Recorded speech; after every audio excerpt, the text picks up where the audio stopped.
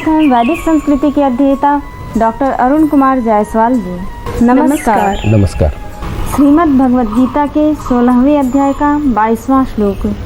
एतैर्विमुक्तः कौन्तेय तमोद्वारस्त्रिभिर्नरः आचरत्यात्मनः श्रेयस्ततो याति परां गतिम्। हे अर्जुन, इन तीनों नरक के द्वार से मुक्त पुरुष अपने कल्याण का आचरण करता है, इससे वह परम गति को जाता है, अर्थात मुझको प्राप्त हो जाता है। एक प्रश्न है कि कौन पुरुष कल्याण का आचरण करता है और भगवान को पाता है। साथ ही हमें यह भी बताएं कि काम, क्रोध, लोभ से छूटा व्यक्ति किस स्तर पर पहुंच जाता है। मेरा भी एक प्रश्न है, क्या निकृष्ट व्यक्ति भी श्रेष्ठ मार्ग का अनुसरण कर आगे बढ़ जाता है? भगवान इस श्लोक में कहते हैं, हे कुंती पुत्र, ऐसा व्यक्ति जो अंधकार की इन तीनों द्वारों से मुक्त हो चुका है, स्वयं के प्रति शुभाचरण और कल्याण का आचरण करता है और इस प्रकार परम लक्ष्य तक पहुंच जाता है, परम गति को जाता है, अर्थात मुझको प्राप्त हो जाता है। तम के तीनों द्वारों, नरकों के तीनों द्वारों से पार चला गया। अंधकार कोई भी नहीं चाहता, सब प्रकाश को ही चाहते हैं। तो जो काम, क्रोध, लोभ इन तीनों से मुक्त है, जो अंधकार के द्वार हैं, ऐसा व्यक्ति स्वयं के विकास और कल्याण के लिए लग जाता है और अस्तित्व के उच्चतम स्तर तक पहुंच जाता है। ये काम, क्रोध और लोभ नरक के द्वार है। लेकिन कोई व्यक्ति विवेक से काम लेता है, अपनी दिशा बदल लेता है, तो प्रकाश के द्वार से जाता है तथा और अधिक प्रकाश प्राप्त करता है। ऐसा व्यक्ति चरित्र के उच्चतम स्तर तक उठता है। इतिहास में ऐसे कई उदाहरण हैं कि निकृष्ट व्यक्ति भी श्रेष्ठ मार्ग का अनुसरण कर अग्रसर होता है। कुछ समय के लिए गिर सकता है, संयोगवश फिर वह ऊपर उठ सकता है। ऐसे कई व्यक्ति हुए हैं जो किसी का भाषण सुनकर मन से बदल गए, सही दिशा में चले गए। कोई पुस्तक पढ़कर कोई एक वाक्य उनके जीवन को बदल डालता है। कलकत्ता के जेल में एक बंदी था जिसे स्वामी रामकृष्ण का चित्र देखा। उसे सचमुच में अपराध किया था। रामकृष्ण के चित्र ने उसे नई प्रेरणा दी। फिर उसने उनकी पुस्तक जेल में पढ़ने के लिए मांगी, जिसे पढ़कर वह पूर्णतः बदल गया। तो दिव्यता का, परमेश्वर का अंश हमारे सबके अंदर है, वह किसी समय उभर सकता है। अतः कोई सदा के लिए पतित नहीं है। वेदांत में भी कोई शाश्वत रूप से अभिशप्त नहीं है, वह सब अस्थायी है। अतः भगवान इस श्लोक में कहते हैं कि ऐसा व्यक्ति नरक के जाने वाले द्वार को छोड़कर अपने कल्याण का अभ्यास करता है और अस्तित्व के उच्चतम स्तर पर पहुंच जाता है। प्रकाश की किरण, आलोक की किरण आती है और मन मस्तिष्क को आलोकित प्रकाशित कर देती है। ऐसे व्यक्ति के लिए नैतिक जीवन स्वाभाविक रूप से हो जाता है और फिर हमें उसके लिए संघर्ष नहीं करना पड़ता।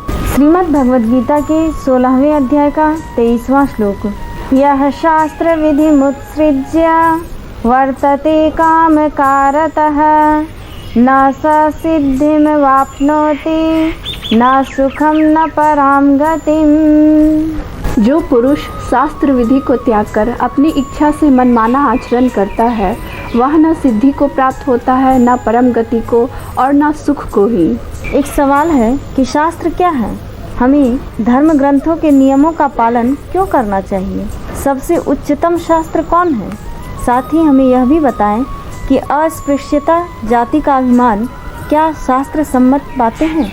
मेरा भी एक प्रश्न है, श्रुति और स्मृति में क्या अंतर है? स्मृतियाँ आज क्यों अस्वीकार की जा रही हैं? साथ ही यह भी बताएं कि आज के भारतीय संविधान को हम क्या कहेंगे? भगवान इस श्लोक में कहते हैं, जो शास्त्रों की आज्ञाओं का पालन नहीं करता वह परम गति को और न ही सुख को प्राप्त करता है। कहने का तात्पर्य यह है कि जब तक दृष्टि प्रकृति को, जीवन को संपूर्णता में नहीं देख लेती, तब तक उसे शास्त्र का पालन करना चाहिए।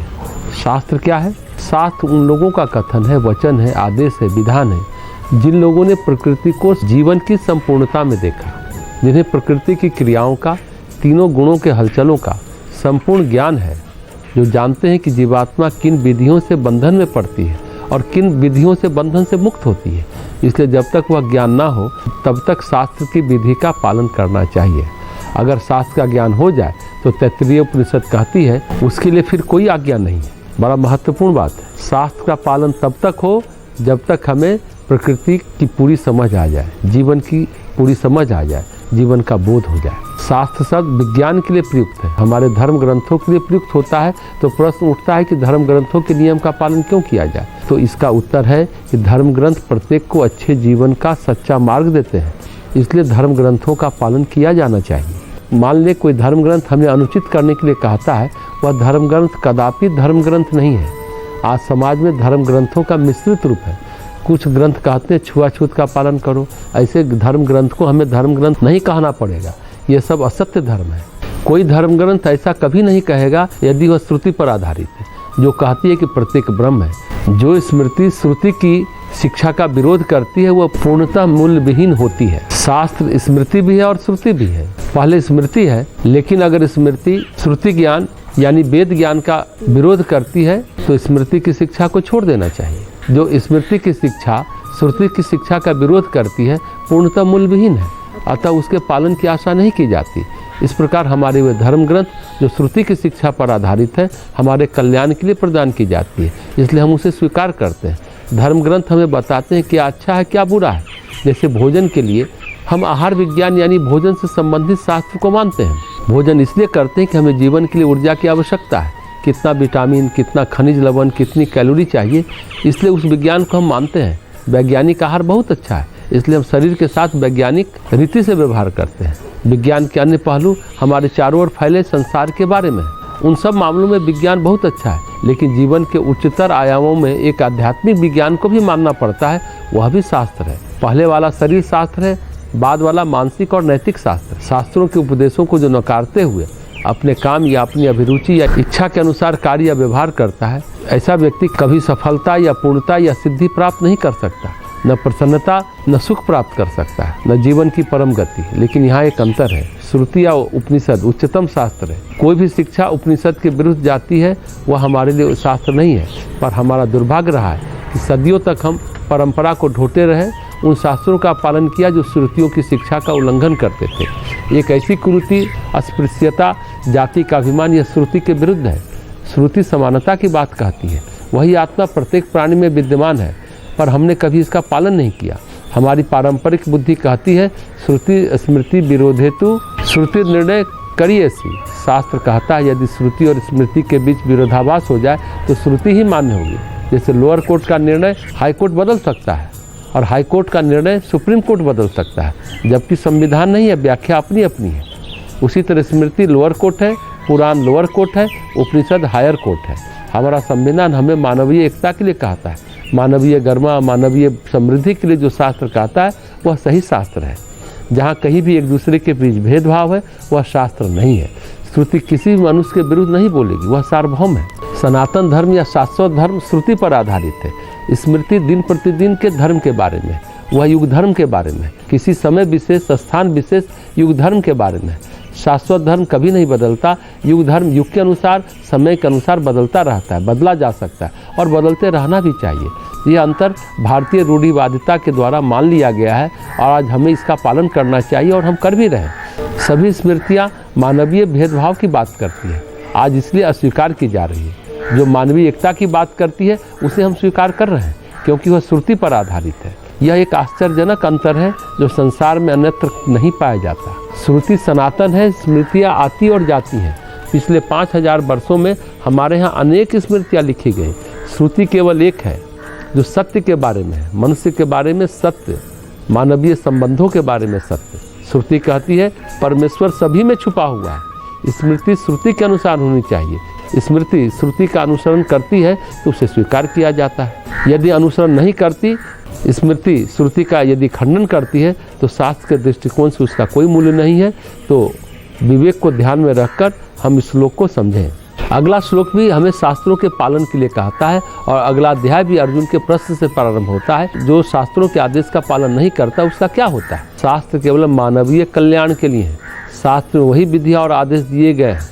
उदाहरण के लिए आयुर्वेद की प्रशंसनीय शिक्षा को ले जो आयुर्वेद शास्त्र में दिए गए हैं। हम भोजन करते हैं, हमें अपना पेट आधा भोजन से भरना चाहिए, चौथाई जल से, शेष चौथाई वायु के आवागमन के लिए रखना चाहिए। यह शिक्षा है जो आयुर्वेद शास्त्र से हमें मिलती है। मानव प्रणाली का अध्ययन करके उन्होंने हमें शिक्षा दी है। इस प्रकार की बहुत सारी शिक्षा शास्त्रों के द्वारा दी गई है। यदि हम उनका पालन करेंगे तो जीवन संतुलित रहेगा, स्वस्थ रहेगा। यदि हम उनका पालन नहीं करेंगे तो कष्ट पाएंगे। स्मृतियाँ 24 बताई गई हैं, मनु स्मृति, वशिष्ठ स्मृति, याज्ञवल्क्य स्मृति, आपस्तम्भ स्मृति आदि आदि। वेद के 4 भाग हैं, संहिता, ब्राह्मण, अरण्यक और उपनिषद। उपनिषद को ही श्रुति कहते हैं। ब्राह्मण कर्मकांड भाग है, संहिता भाग ऋचा है, मंत्रों का संकलन है। अरण्यक वानप्रस्थ में जो ज्ञान होता था उसे अरण्यक कहते थे, जैसे बृहद अरण्यक। आज भारत का जो संविधान है उसे स्मृति कहेंगे। स्मृतियाँ सामयिक ज्ञान है, श्रुति शाश्वत है। स्मृतियाँ कभी भी नहीं लिखी जा सकती है, उसमें बदलाव, सुधार, संशोधन लाया जा सकता है। इसलिए संविधान में संशोधन समय के अनुसार, परिस्थिति के अनुसार होते रहते हैं। जैसे पंचतत्व अस्थायी पर मकान अस्थायी है, शरीर अस्थायी है और आत्मा अस्थायी है, उसी तरह श्रुति अस्थायी और स्मृति अस्थायी है। ऋचा का मतलब वे मंत्र जो समाधि में देखे गए, श्रुति का मतलब वह बात जो सुनी गई, गुरु ने शिष्य को सुनाया, अपने पास बिठा के सुनाया। ऋचा सुनी नहीं गई, देखी गई। श्रुति सुनी गई, गुरु ने पास बिठाकर परम ज्ञान दिया, यह श्रुति है। स्मृति का मतलब याद रखो, do this don't do this, यह करो यह न करो, विधि निषेध क्या करे क्या न करे। स्मृति युगानुकूल होती है। स्मृति नैतिक शास्त्र है, नीति शास्त्र है। श्रुति आत्मशास्त्र है, आत्मज्ञान है। रामायण, महाभारत, पुराण, इतिहास ग्रंथों में है। गीता, उपनिषद, ब्रह्म विद्या, योग शास्त्र है। गीता की 3 विशेषता है। गुरु शिष्य संवाद है, इसलिए उपनिषद है। सभी उपनिषदों का सार है। योग शास्त्र है क्योंकि इसमें योग विधियाँ है। ब्रह्म विद्या का भी शास्त्र है क्योंकि इसमें ब्रह्म का निरूपण है।